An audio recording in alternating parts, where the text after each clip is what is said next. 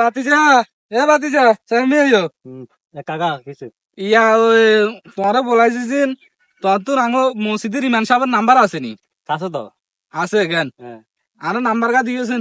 Number কিলে number কিল্লাই ওর number দিছি, ঘটনা হইলো বাতিজা আর মামতোহালির বিয়া কি কইছি কথা বুঝছো নি? হ্যাঁ আর হেতারা তো হইলো বিরাট হইসে আলা, কাকা তো গরিব মানুষ। হ্যাঁ এখন টেয়া 15-20 হাজার টেয়া দিল, হেতাকে চোখে উল্টো ন একতিকে আমি চিন্তা করলাম হুজুরের ডাকি ডাইল ভাত দুগা খাবাই দি অন্যরকম শেষ করে দিতাম, এটা আরে নাম্বার খারা আর ফোন আছে।